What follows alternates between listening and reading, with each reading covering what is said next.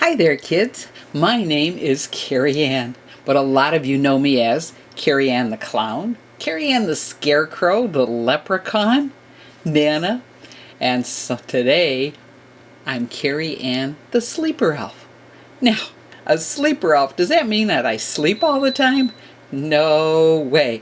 I'm a very busy elf because you see, Santa's a very busy guy and he has so many things to do around the month of December. In addition to making all the toys to get ready for Christmas Eve, he loves to come and visit at the malls and homes and parties. It's very hard to do that, and he doesn't want to get the reindeer all tired out for Christmas Eve. So he lets them stay back at the North Pole, and that's when he finds sleeper elves. Now that means what I get to do is when Santa and Mrs. Claus come on their special Christmas North Pole jet and land at an airport, I go and pick them up and drive them to wherever they get to go. Sometimes I hang around, and then when it's time for them to go back, I drive them back to the airport. It's a very fun job to do, and it would be just fine to have that be the only reward.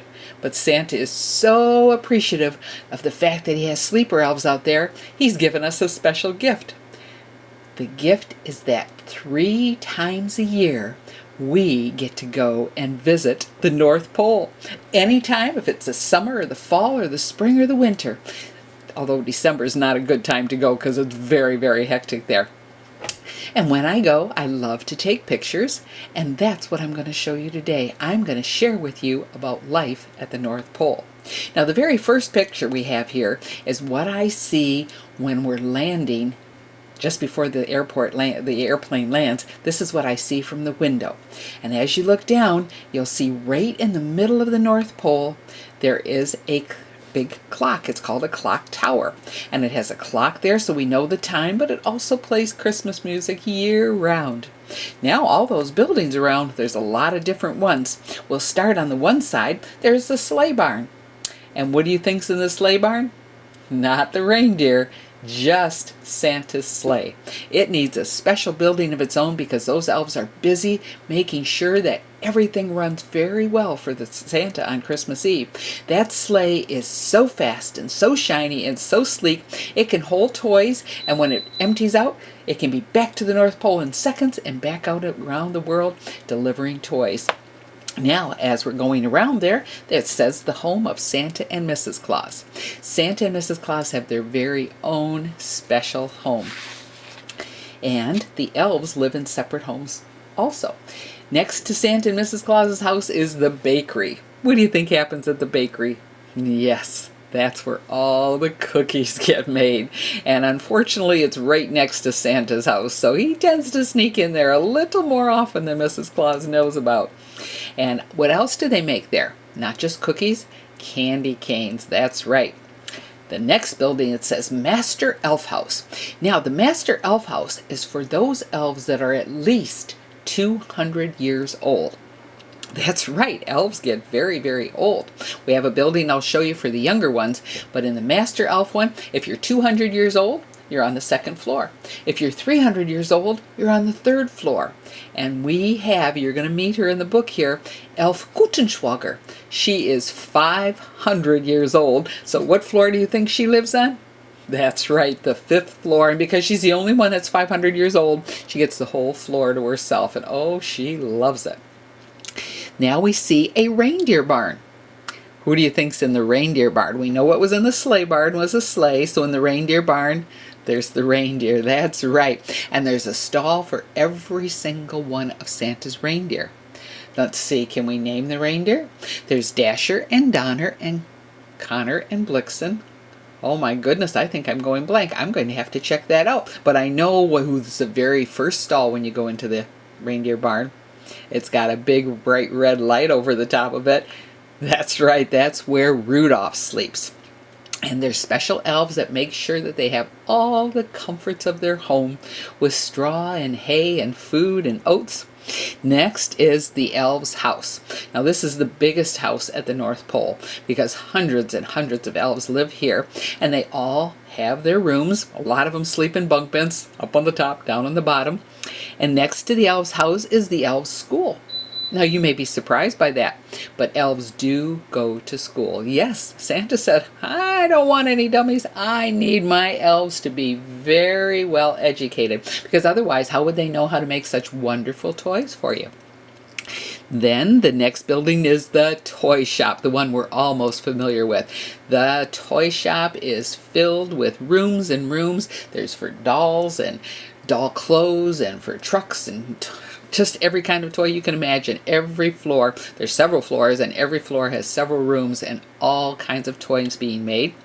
And the last building we see here is the playhouse and gymnasium. Now, Santa says all work and no play makes for a very dull elf.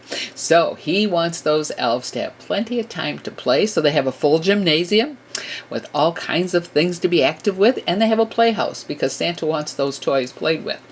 So let's take a look. That's our view as we land. Now, what happens on a usual day at the North Pole? Well, the first picture here, you're going to meet our 500-year-old elf. Who can remember how to say her name?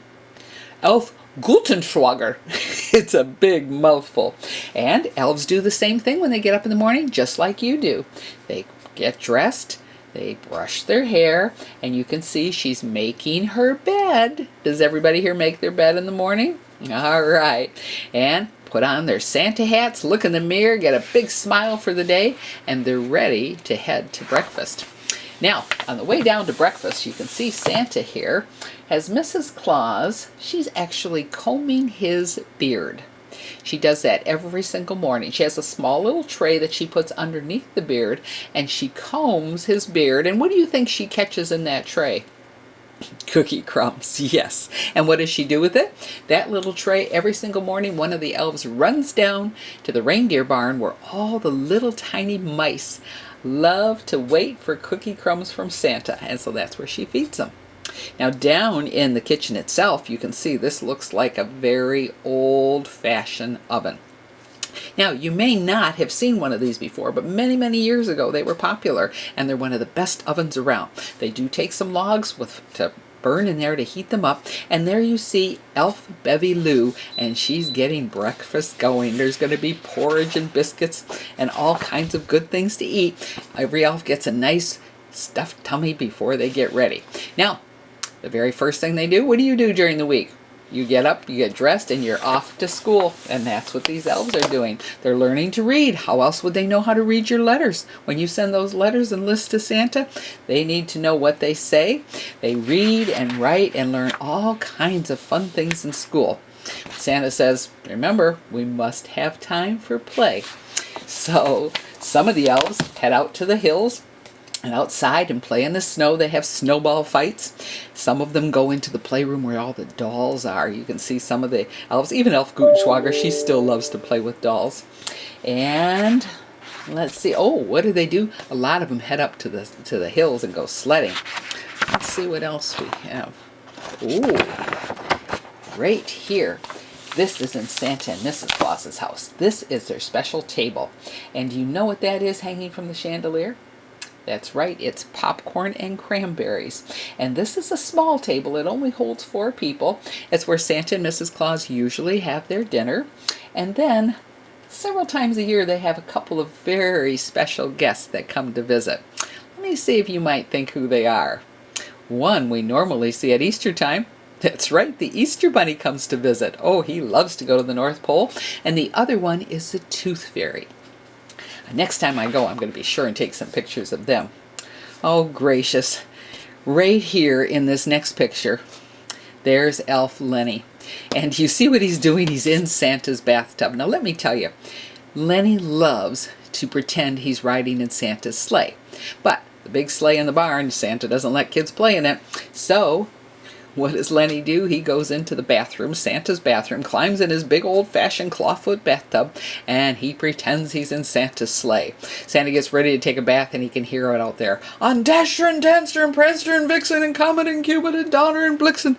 He knows that Lenny and probably several elves are in there, and he just waits for them to finish playing and goes in and takes his bath. And you can see, oh, here's some of the small elves that like to jump in there also.